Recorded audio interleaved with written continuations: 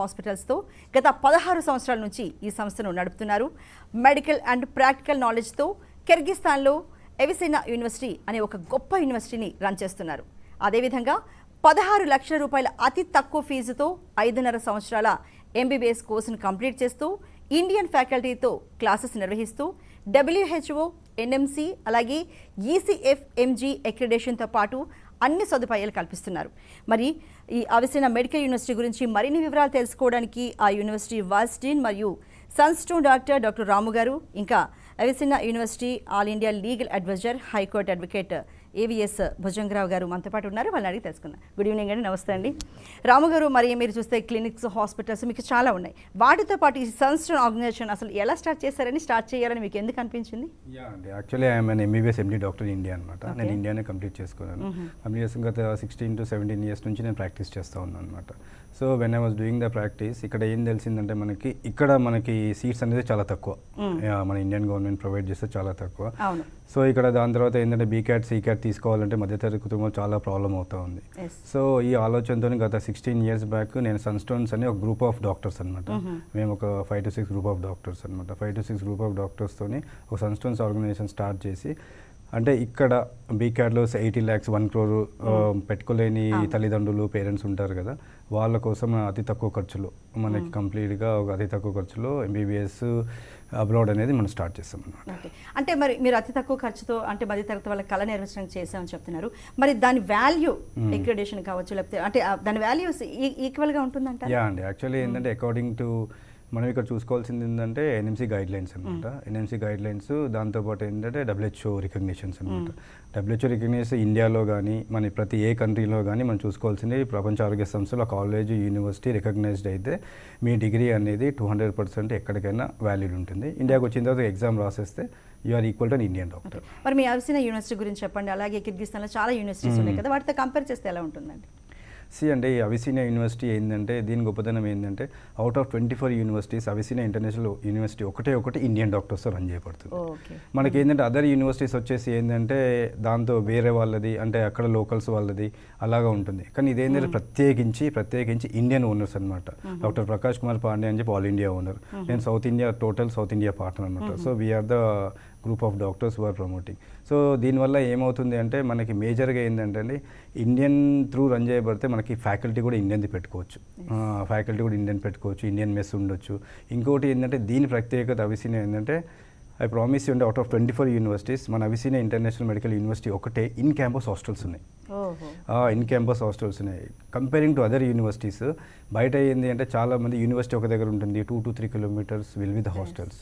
So మీరు ఒక ప్రత్యేకత అడిగారు కదా, so we feel very proud. ఎందుకంటే అది ఇన్ క్యాంపస్ హాస్టల్స్ అంటే మనకి గర్ల్స్కి చాలా సేఫ్టీ ఉంటుంది. ఎందుకంటే బయట ఇండియాలో అయితే ఇట్స్ ఓకే, ఇండియన్ కదండి, సౌత్ ఇండియన్, నార్త్ ఇండియన్ అలాగా కంప్లీట్గా. So that's why this Avicenna international is totally different from other universities. అయితే ఒక లీగల్ అడ్వైజర్గా, హైకోర్టు అడ్వకేట్గా మీరైతే భుజంగరావు గారు ఏం చెప్తారంటే, అంటే అక్రిడేషన్ విషయంలో కావచ్చు, రికగ్నైజేషన్ విషయంలో కావచ్చు, ఏం తేడా లేవా? పర్వాలేదా? అందరూ ధైర్యంగా వెళ్ళొచ్చు అంటారా? 100% వెళ్ళొచ్చండి. ఈ అవిసినా ఇంటర్నేషనల్ మెడికల్ యూనివర్సిటీ అనేది కిర్గిస్తాన్ రిపబ్లిక్ వాళ్ళ యొక్క రూల్స్ అండ్ రెగ్యులేషన్స్ ప్రకారంగా ఏర్పడిన college. I verified all documents. మంచి యూనివర్సిటీ. నేషనల్ మెడికల్ కమిషన్ మన ఇండియాలో ఏదైతే రూల్స్ ప్రకారంగా వాళ్ళు చదువుకోమని చెప్తున్నారు, ఆ రూల్స్ అన్నిటినీ పాటిస్తూ నడిపించే ఏకైక ఇన్స్టిట్యూట్ ఇది అవిసినా మెడికల్ యూనివర్సిటీ. బట్ ఎవరైనా సరే ఇండియాలో ఎవరు చదువుకోవాలనుకున్నా సరే నేషనల్ మెడికల్ కమిషన్ ప్రిస్క్రైబ్ చేసిన, వాళ్ళు సూచించిన రూల్స్కి ఆధారంగా మాత్రమే చదువుకోవాలి. ఆ రూల్స్ ఎలా ఉన్నాయంటే 5.4 years అకాడమిక్ డ్యూరేషన్ ఉండాలి, 1 year ఇంటర్న్షిప్ ఉండాలి, తప్పనిసరిగా అక్కడ ఇంగ్లీష్ మీడియంలో మాత్రమే బోధన జరుగుతూ ఉండాలి ఆ కాలేజీలో. ఆ కాలేజీలో MBBS డిగ్రీ మొత్తం పూర్తి చేసిన తర్వాత వాళ్ళకి మెడికల్ లైసెన్స్ టు ప్రాక్టీస్ అనే ఒక సర్టిఫికేట్ లేదా డిగ్రీ లాంటిది కూడా ఈ డిగ్రీతో పాటుగా ఇవ్వాలి. సో ఈ రూల్స్ అన్నిటినీ ఫాలో అవుతూ ఈ అవిసినా ఇంటర్నేషనల్ మెడికల్ యూనివర్సిటీ డిగ్రీస్ని ఇస్తోంది. ధైర్యంగా వెళ్ళి చదువుకోవచ్చు. ఇంత మంచి కాలేజీ ఇన్ని రూల్స్ను పాటిస్తూ, మన ఇండియన్ గవర్నమెంట్ ప్రిస్క్రైబ్ చేసిన రూల్స్ అన్ని పాటిస్తూ నడుపుతున్నారు కాబట్టి ధైర్యంగా వెళ్ళచ్చు. అదే భుజంగరావు గారు, మీ యూనివర్సిటీకి సంబంధించి మీరు ఎప్పటి నుంచి చూస్తున్నారు? మొదటి నుంచి ఇలాగే ప్రమాణాలు పాటిస్తూ వస్తుందా? మీరేం చెప్తారు యాజ్ ఎ లాయర్? దాదాపుగా నేను ఈ అవిసినా ఇంటర్నేషనల్ మెడికల్ యూనివర్సిటీకి లీగల్ అడ్వైజర్గా దాదాపు 5 years నుంచి ఉన్నాను. ఓకే. ఈ 5 yearsలోనూ అన్ని బ్యాచెస్ కూడా 5 years బ్యాచెస్ కూడా అక్కడికి అవిసినా ఇంటర్నేషనల్ మెడికల్ యూనివర్సిటీకి డాక్టర్ రామ్ గారు, డాక్టర్ శంకర్ గారు, డాక్టర్ వలి గారు, వీళ్ళందరూ కలిపి గ్రూప్ ఆఫ్ డాక్టర్స్. ఇంకోటి ఏంటంటే ఈ గ్రూప్ ఆఫ్ డాక్టర్స్ నడుపుతున్న ఈ Sunstone services India private limited అనేది రియల్గా గ్రేట్. వాళ్ళ సర్వీసెస్ మనం మర్చిపోకూడదు. ఎందుకంటే లాస్ట్ 5 years 10 years నుంచి కూడా వాళ్ళు డెడికేటెడ్గా స్టూడెంట్స్ని ఎలా విద్యార్థుల్ని వాళ్ళ కళలు సాకారం చేయాలి, వాళ్ళని ఎలా డాక్టర్స్గా తీర్చిదిద్దాలి అనేది వాళ్ళు చాలా బాగా మంచి ప్రయత్నం చేస్తున్నారు. నిజంగా వాళ్ళని అప్రిషియేట్ చేయాలి. మంచి సంస్థ ఇది. ఓకే, రైట్ అండి. మరి అబ్రాడ్లో గవర్నమెంట్ అండ్ ప్రైవేట్ యూనివర్సిటీస్కి తేడా ఏమైనా ఉంటుందా? అలాగే మరి కిర్గిస్తాన్ యూనివర్సిటీలో అంటే ఏది బెస్ట్ అంటారండి, గవర్నమెంట్ ఆర్ ప్రైవేట్? చాలా ఇంపార్టెంట్ క్వశ్చన్ అండి. కమింగ్ టు ఇండియా 100% అండి, as an Indian MBBS MD doctor I will tell that ఇండియాలో అయితే గవర్నమెంట్కి ఫస్ట్ ప్రిఫరెన్స్ ఇస్తాం, దాని తర్వాత ప్రైవేట్. ఎందుకంటే మనకి పాపులేషన్ ఎక్కువ, 100 కోట్ల మంది కాబట్టి పేషెంట్ రేషియో ఎక్కువ ఉంటుంది. కానీ ఇక్కడ గమనించాల్సింది ఏంటి అంటే అబ్రాడ్కి వెళ్తే మాత్రం 100% అండి ప్రైవేట్ యూనివర్సిటీస్ బెస్ట్ యూనివర్సిటీస్. ఎందుకంటే ఇక్కడ పేషెంట్ రేషియో గవర్నమెంట్లో అయినా ప్రైవేట్లో అయినా ఈక్వల్గా ఉంటుంది కాబట్టి ప్రైవేట్ యూనివర్సిటీ బెస్ట్ యూనివర్సిటీ. ఎందుకంటే ఇంకోటి ఏంటంటే గవర్నమెంట్ యూనివర్సిటీలో అక్కడ ఏమవుతుందంటే మనకి ఇండియన్ ఫ్యాకల్టీ పెట్టడం, FNG ప్రోగ్రామ్ చేయడం, లేదంటే మేము వెళ్ళి క్లాసెస్ తీసుకుందాం అనుకుంటే అక్కడ గవర్నమెంట్ ఒప్పుకోదు. సో ప్రైవేట్ ఆర్గనైజేషన్స్ అనుకోండి మనకి ఈజీగా యాక్సెసిబుల్ ఇస్తుంది. ఇంకొకటి ఏంటంటే రీసెంట్గా జరిగింది ఏంటంటే అందరూ స్టూడెంట్స్ కానీ పేరెంట్స్ కానీ అది కిర్గిస్తాన్లో కానీ రష్యాలో కానీ గవర్నమెంట్ యూనివర్సిటీ అని చెప్పేసి మన బష్కీర్ యూనివర్సిటీ అని ఒకటి ఉంది. బష్కీర్ యూనివర్సిటీలో దే హ్యావ్ 2024లో 1200 మంది అడ్మిషన్ తీసుకున్నారు. దే డోంట్ నో, అంటే గవర్నమెంట్ ప్రైవేట్కి డిఫరెన్స్ ఏమి ఉండదు. అంటే ఒక యూనివర్సిటీ అంటే మన గాంధీ ఉస్మానియా యూనివర్సిటీ ఎంత 200 members కి ఎక్కువ తీసుకోకూడదు, 1200 members. అట్లా కిర్గిస్తాన్లో కూడా గవర్నమెంట్ యూనివర్సిటీస్ ఉన్నాయి. KNU యూనివర్సిటీ అని ఒకటి ఉంది. అక్కడ కూడా 1200 members జాయిన్ అయితే వాళ్ళకి డిగ్రీస్ ఇవ్వలేక some have given the fake degrees. ఎంత ఇంపార్టెంట్ అండి, చాలా ఇంపార్టెంట్. ఇంకోటి ఏంటంటే గవర్నమెంట్ యూనివర్సిటీస్ కన్నా కిర్గిస్తాన్లో ప్రైవేట్ యూనివర్సిటీ ది బెస్ట్. ఎందుకంటే we can run the universities, మన మేనేజ్మెంట్ ఉంది, మనం ఇన్వాల్వ్ అవ్వచ్చు. మన పిల్లలు కదండి, మన పిల్లలు మన మీద డిపెండ్ అయ్యేసి వస్తారు. అది కాబట్టి గవర్నమెంట్ అనుకోండి ఇప్పుడు లోకల్ స్టూడెంట్స్ ఉంటారు, వాళ్ళు లోకల్ స్టూడెంట్స్కి ఎక్కువ ప్రిఫరెన్స్ ఇస్తారు గవర్నమెంట్ యూనివర్సిటీలో. అప్పుడు ఏమవుతుంది, ప్రాక్టికల్స్ కానీ థియరీ కానీ మన పిల్లలకి తగ్గుతుంది. బికాస్ గవర్నమెంట్ నోస్ దట్ వీళ్ళు ఇక్కడ చదువుకొని మళ్ళీ ఇండియాకి వెళ్ళిపోతారని. అదే ప్రైవేట్ యూనివర్సిటీ అలా ఉండదు. సో బష్కీర్ లాంటి యూనివర్సిటీస్ కానీ, ఇప్పుడు కిర్గిజ్ స్టేట్ యూనివర్సిటీ ఉందండి, ఆ యూనివర్సిటీస్ కానీ they dumping like anything 600-700 audios కూడా వచ్చాయన్నమాట. సో అందుకని చెప్పేసి ఏంటంటే వాళ్ళు ఇది అడ్మిషన్స్ కోసం ఏంటంటే they are telling the other universities are black listed, other university are fake అని చెప్పి చెప్తున్నారు. Because we have got a proof అనమాట. అందుకని it's like a small warning to them. ఎందుకంటే అక్కడ ప్రైవేట్ యూనివర్సిటీ బెస్ట్ యూనివర్సిటీస్, మీరు అలాంటి ఏమీ చేయకూడదు. Whatever it may be you can tell your own university ఇది బెస్ట్ అది బెస్ట్ అని చెప్పేసి. సో అక్కడ గవర్నమెంట్ కన్నా private university best universities. Okay, అంటే లైసెన్స్ టు ప్రాక్టీస్ డిగ్రీ అంటే ఏంటంటే అది కొత్తగా వింటున్నాం. అలాగే జార్జియాలో అది ఎన్ని ఇయర్స్కి వస్తుంది? ఇప్పుడు మరి జార్జియాలో MBBS తీసుకున్న వారికి వాళ్ళ పరిస్థితి ఏంటి? అది అండి, జార్జియాలో ఫ్రమ్ ద అకార్డింగ్ టు మన NMC గెజెట్, ఇది చాలా చాలా చాలా ఇంపార్టెంట్ అనమాట. 2021 NMC గెజెట్ ప్రకారము జార్జియాలో 6+3 years, 6 మన ఎక్కడైనా సరే లైసెన్స్ టు ప్రాక్టీస్ డిగ్రీ అనేది ఇండియాలో కానీ కిర్గిస్తాన్లో కానీ మనకి 5.5 yearsకి ఇచ్చేస్తున్నారు. కానీ ఇక్కడ మనకి ఏమవుతుంది, జార్జియాలో దే ఆర్ గివింగ్ 6+3 years. అది ఇండియన్ ఎంబసీలో ఉంది, మన ఇండియన్ ఎంబసీ ఇన్ జార్జియాలో ఇండియన్ ఎంబసీ ఇక్కడ రెండిట్లో చెప్తున్నారు అనమాట. 6+3 అయితేనే they are giving a junior doctor 6 yearsకి. ఇండిపెండెంట్ డాక్టర్ ఇవ్వట్లేదు, జూనియర్ డాక్టర్స్కి లైసెన్స్ టు ప్రాక్టీస్ ఇవ్వరు. 2027లో it will be like big sitting on a students sitting on a bomb who are going to Georgia. 2027 FMG will not allow as an MBBS MD డాక్టర్గా చెప్తున్నాను. ఈ పాయింట్ని మన legal advisor Bhujanga Rao sir కూడా add up చేయమని చెప్తాను. చెప్పండి సార్. ఈ విషయంలో అయితే ప్రాక్టీస్ టు లైసెన్స్ అనేది చాలా చాలా ఇంపార్టెంట్. మన NMC ఇచ్చిన గైడ్ లైన్స్లో మేజర్ పార్ట్ అదే. ప్రతి వాళ్ళు కాలేజీలు నడుపుతారు, ప్రతి దేశంలోనూ కూడా MBBS చదువుకోవడానికి అవకాశం ఉంది. జనరల్గా స్టూడెంట్ మన ఇండియాలో అందరూ కూడా ఇండియాలో ఉన్న సీట్స్ చాలా తక్కువ. ఈ సీట్స్ మన వాళ్ళు ఎగ్జామ్ యాస్పిరెంట్స్ చాలా ఎక్కువ మంది ఉన్నారు, MBBS చదువుకోవాలనే విద్యార్థులు ఎక్కువ మంది ఉన్నారు. సో ఈ సందర్భంలో ఏంటంటే వాళ్ళు కాలేజీలు ఏ విధంగా నడపాలనేది ఎన్ని సంవత్సరాలు నడపాలి, ఎన్ని సంవత్సరాలు ఇంటర్న్షిప్ ఉండాలి, ఎలా నడపాలని మన ఎన్ఎంసీ గైడ్లైన్స్ క్లియర్గా చెప్తున్నాయి. అవును. ఈ గైడ్లైన్స్ ఫాలో అవడంతో పాటుగా ఏ దేశంలో మనం వెళ్ళి చదువుకుంటున్నామో ఆ దేశం కూడా ఆ ఎంబీబీఎస్ డిగ్రీని గుర్తించి వాళ్ళు అక్కడ ఇండిపెండెంట్ డాక్టర్గా లైసెన్స్ కూడా ఇవ్వాలి. అలా అక్కడ ప్రాక్టీస్ చేయడానికి ఇచ్చే లైసెన్సే లైసెన్స్ టు ప్రాక్టీస్ అంటారు.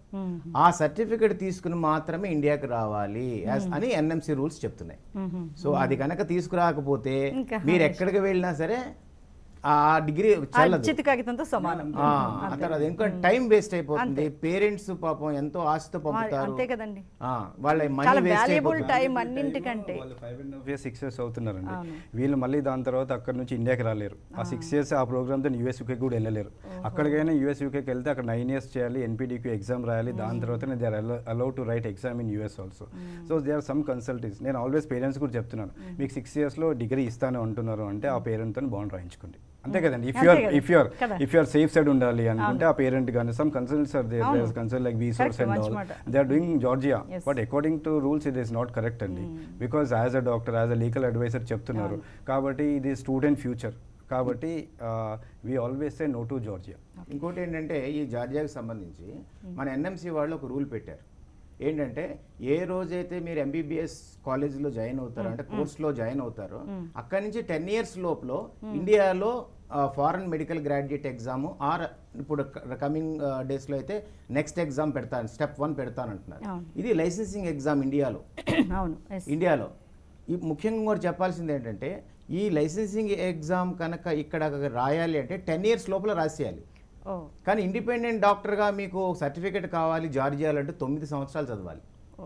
6 సంవత్సరాలు ఎంబీబీఎస్ ప్లస్ 3 సంవత్సరాలు పీజీ చేస్తే అప్పుడు ఇండిపెండెంట్ డాక్టర్గా వాళ్ళు సర్టిఫికేట్ ఇస్తానంటున్నారు జార్జియాలో. అంటే 9 years మీ పిల్లాడు అక్కడ ఉంటే 10th yearలో ఇక్కడికి వచ్చి ఓన్లీ 1 opportunity ఆర్ 2 opportunityలో ఎఫ్ఎంజీ క్లియర్ చేయాలి. ఒకవేళ చేయలేకపోతే పరిస్థితి ఏమిటి అంటే ఈ 9 సంవత్సరాల మొత్తం కాల వ్యవధి అంతా కూడా అతని మొత్తం కెరీర్ అంతా నాశనం అయిపోతుంది.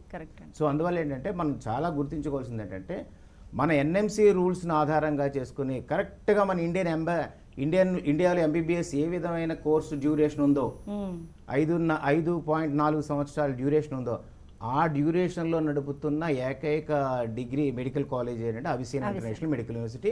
ఇది కావాలంటే వీళ్ళు వరల్డ్ డైరెక్టరీలో కూడా చెక్ చేసుకోవచ్చు.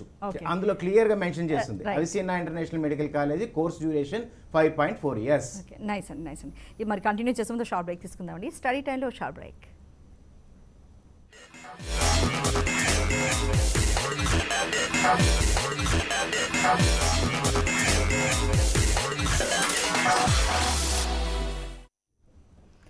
Welcome back to study time.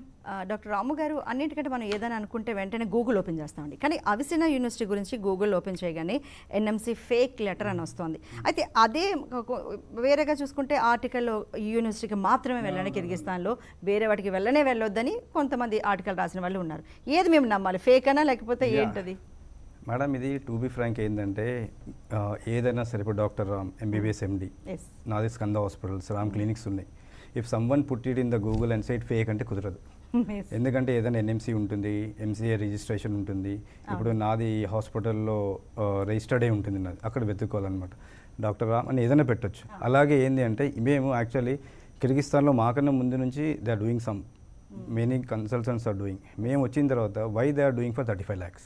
అసలు యూనివర్సిటీ మొత్తం 23-24 lakhs అయిపోతుంది. మేము 23-24 lakhs అయిపోతాయి, వీళ్ళు 35 lakhs అవుతుంది. సో వాళ్ళకి అడ్మిషన్స్ అవ్వట్లేదు టు బీ ఫ్రాంక్. అప్పుడు ఏం చేశారు అంటే they started doing negative propaganda in Google. NMC fake letter అని చెప్పి వీళ్ళే ఒక లెటర్ పెట్టేస్తారు. It is circulating with the all అనమాట. దాని తర్వాత ఏంటంటే మొన్న ఒక ఆర్టికల్ వచ్చింది. ఆర్టికల్లో it was clearly mention that you go to this universities are good. ఏది like ISM university is good, KSM university is good, Osh is good. As a medical doctor, as MBBS MD doctor from India running an hospital, I am sending a student Avicenna. మా గురించి మా university నుంచి వెళ్ళొద్దు అని article రాయడం paid article, అది కూడా ఇప్పుడు మేడం ఇప్పుడు మీరు చెప్పండి, మీరు నా యూనివర్సిటీకి వెళ్ళాను, మీ యూనివర్సిటీకి వెళ్ళేదని ఒక ఆర్టికల్ రాసేస్తారు, తప్పే రైట్? అది తప్పే కదా. తప్పే. That's why I'm sitting in a media. అయితే ఏం చేశారంటే అట్లా రాశారనమాట. సో దానికి this is answer to them, it is a warning to them. అట్లా చేయకండి.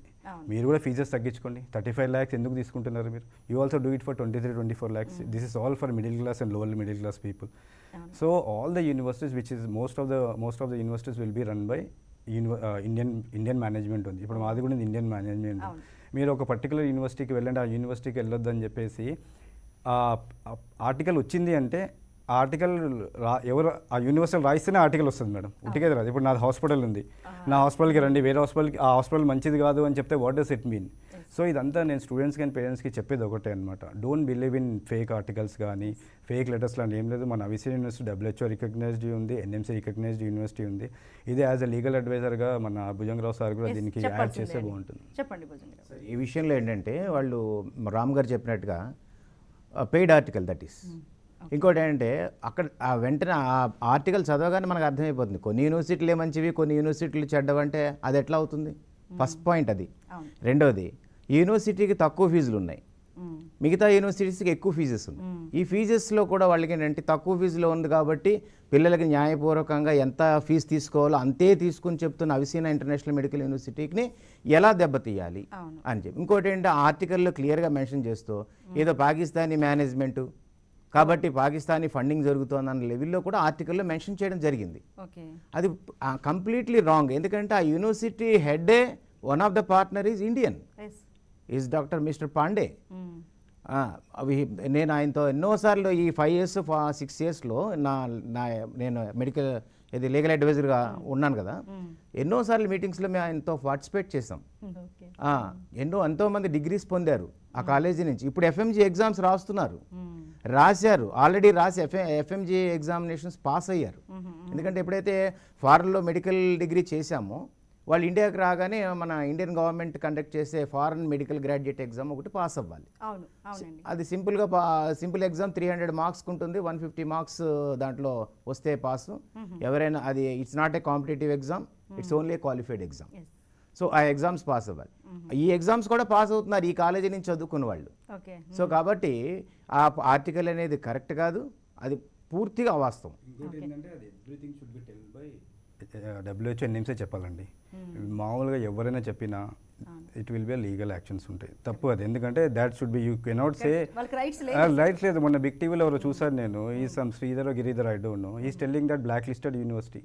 Who are you? It will be tell, అది చెప్తారు, NMC చెప్తారు, WHO చెప్తారు. మీరు ఎలా చెప్తారు బ్లాక్ లిస్టెడ్ యూనివర్సిటీ అని? మీరు స్టూడెంట్స్కి అథెంటిక్ ఉండాలా. మీరు NMC మెంబరా?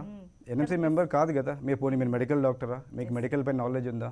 So you should not say that which is wrong which is right అని. ఏదైనా ఉంటే ఆర్టికల్ తీసుకురండి, NMC దాంట్లో ఉందా తీసుకురండి, దెన్ ప్రూవ్ చేయండి, లీగలైజ్కి వెళ్ళొచ్చు.